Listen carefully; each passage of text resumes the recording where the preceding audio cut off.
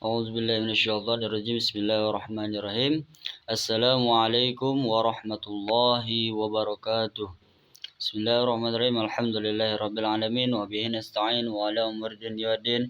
Wassalatu wassalamu ala asrofil anbiya'i wal mursalin wa ala alihi wa sahbihi ajmain, amma ba'du. Pertama-tama yang terhormat kepada dosen kita, yakni Dr. Ustadz Mukharij Shidik, yang kami hormati selaku mata kuliah pembelajar, dosen pengajar mata kuliah Ulumul Hadis.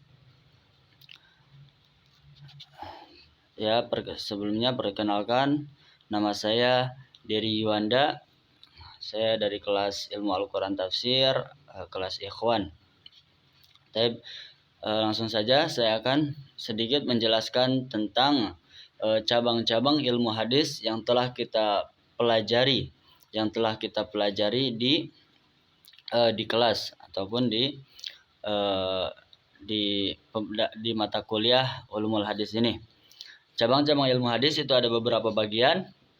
Salah satunya ada ilmu rijalul hadis, terus ilmu jahr wa adadil, ilmu nasakh wal mansukh, ilmu gharib al hadis, ilmu ilalul hadis, ilmu tarikh al-arwah, ilmu asbabul urud, terus ilmu tasrif wa ta'rif, semua ilmu mukhtaliful hadis. Terus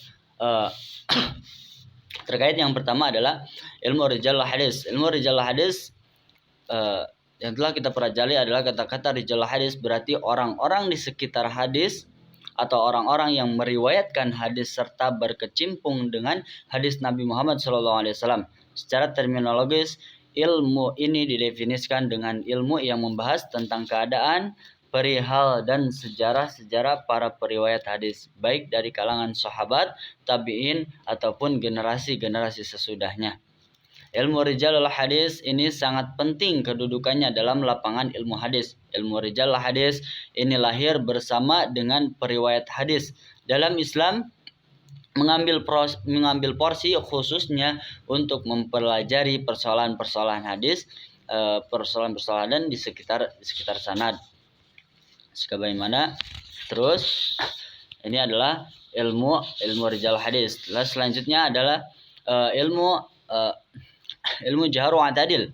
Ilmu jahr wa adadil secara bahasa, kata al-jahr artinya adalah cacat atau luka, dan at-ta'dil artinya mengendalikan atau menyamakan. Maka ilmu jahr wa adadil adalah ilmu yang menerangkan tentang cacat yang dihadapkan kepada perawi hadis, dan tentang pentakdilannya memandang lurus perangai para perawi dengan memakai kata-kata khusus untuk menerima atau menolak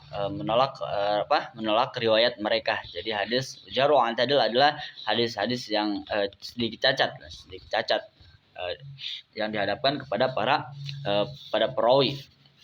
Terus apa penyebabnya? Penyebab ilmu jahr wa adadil seorang rawi adalah dalam mengetahui adilnya seorang perawi setidaknya ada dua jalan. Apa yang pertama? Yang pertama adalah popularitas seorang rawi di tengah kalangan ulama. Dan yang kedua adalah melalui takziah, yaitu adanya seorang yang adil menyatakan keadilan seorang perawi yang semula sebelumnya dikenal keadilannya. Dalam lingkup perbuatan seorang perawi dapat dijatuhi kecacatan karena beberapa hal, yaitu yang pertama adalah bid'ah, yang kedua adalah mukhalafah,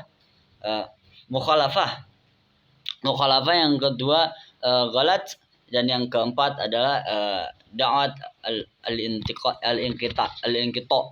Nah, itu adalah ada 4 dalam perbuatan seorang perawi dapat dijatuhi kecacatan suatu hadisnya.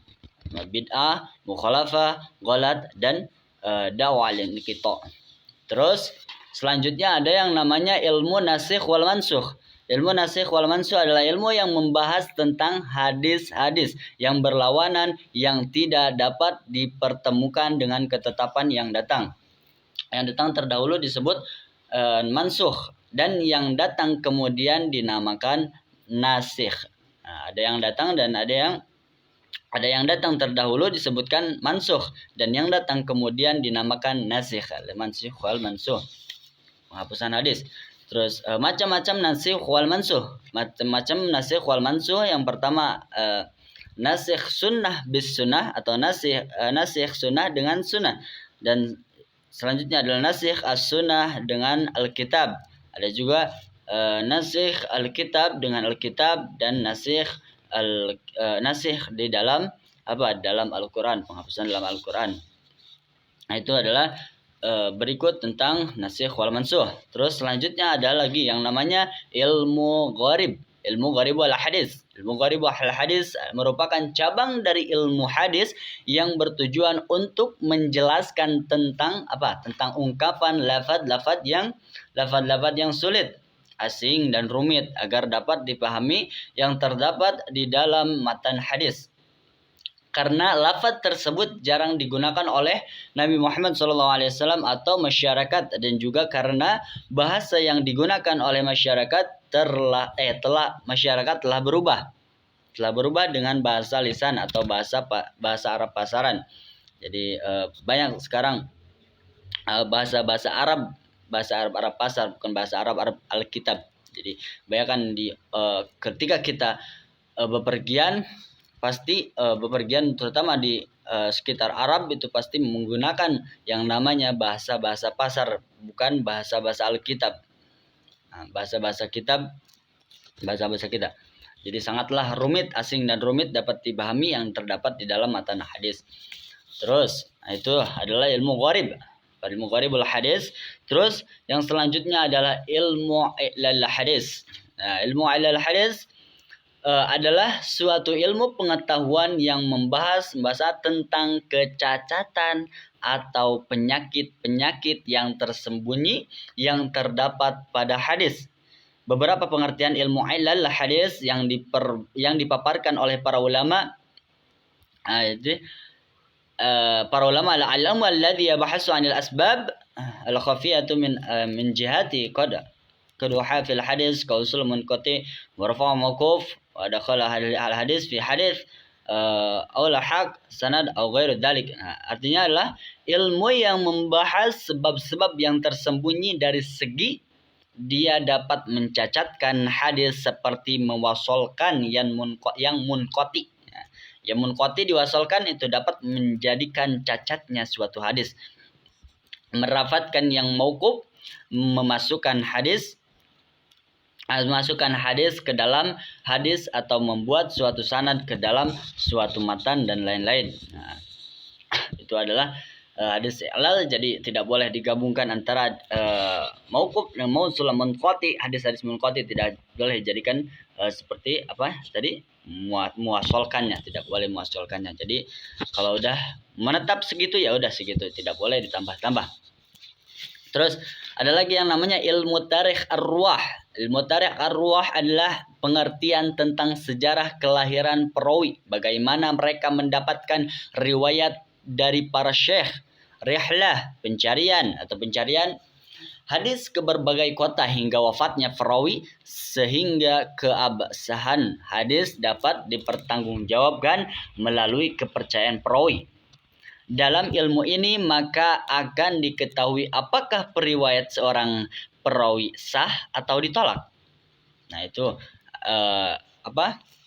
dari sini kita bisa mengetahui ilmu tarikh ar-ruwah tentang ilmu suatu hadis. Apakah hadis ini sah atau tidak, sah atau tidaknya, atau diterima atau ditolaknya, sehingga urgensi dikuasainya ilmu ini karena di dalamnya membahas tentang periwayat hadis yang dapat menentukan status sanad hadis. Jika perawi dalam sanad itu muttasil syuqah pada setiap tingkatannya, maka periwayatnya sudah dapat diterima meskipun belum final. Masih perlu diuji dengan cabang ilmu hadis yang lainnya. Nah, itu adalah ilmu arwah. Jadi kita dapat mengetahui sejarah dari kelahirannya perawi, timbulnya suatu hadis itu bagaimana sejarahnya. Jadi kita perlu mengetahui. Nah, di sini adalah jika kita sudah mengetahui, maka disitulah diterima sah atau tidak, atau diterima atau ditolaknya suatu hadis. Nah, selanjutnya adalah ilmu asbabul wurud. Baik, secara sederhana asbabul wurud dapat diartikan sebagai sebab-sebab datangnya sesuatu, karena istilah tersebut biasa dipakai di dalam diskursus ilmu hadis. Maka asbabul wurud dapat diartikan sebagai sebab-sebab atau latar belakang backgroundnya munculnya suatu hadis. Nah, itu yang dinamakan dengan asbabul wurud. Terus macam-macam asbabul wurud, yakni yang pertama adalah menurut Imam Asyuyuti. Menurut Imam Asyuyuti, yakni asbabul wurud dapat dikategorikan menjadi 3 macam. Yang pertama yaitu sebab yang berupa ayat Al-Quran. Yang kedua sebab yang berupa hadis itu sendiri. Dan yang ketiga adalah sebab yang berupa sesuatu yang berkaitan dengan para pendengar di kalangan sahabat. Dan itu adalah 3 macam asbabul wurud yang menurut Imam Asyuyuti. Terus selanjutnya ada ilmu tasif wa ta'rif. Ilmu tasif wa ta'rif ini adalah cabang ulumul hadis yang sangat penting untuk mengungkap kesalahan-kesalahan di dalam proses periwayatan sebuah hadis. Apakah itu menyangkut sanad atau matanya, ilmun yu'rafu bihi sahifu minal ahadis wa muharrifa minha. Jadi ilmu yang menerangkan hadis-hadis yang sudah diubah titik mushafnya dan bentuknya, muharrafnya.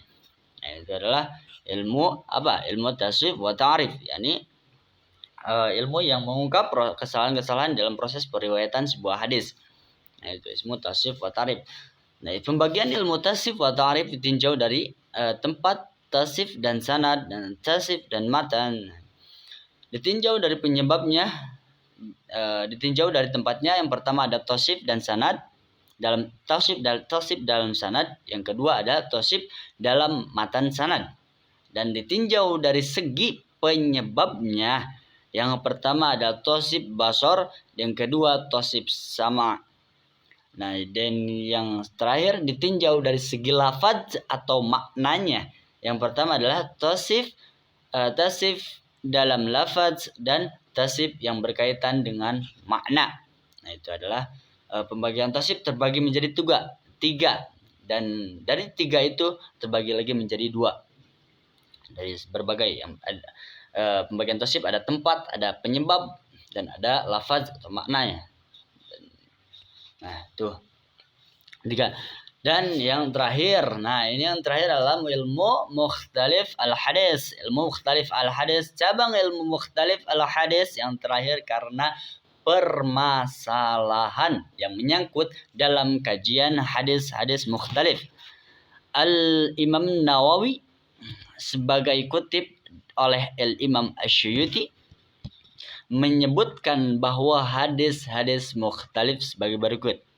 An ya'tiya hadithani mutadadidani fil ma'na zahiran fayuwafiqu bainahuma aw yarju ahaduhuma.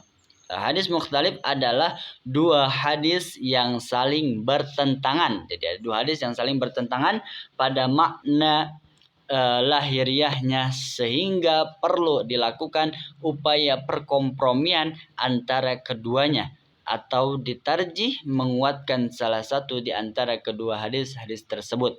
Nah, itu adalah mukhtalif al-hadis. Jadi ada 2 hadis yang bertentangan antara hadis A dengan hadis B, dan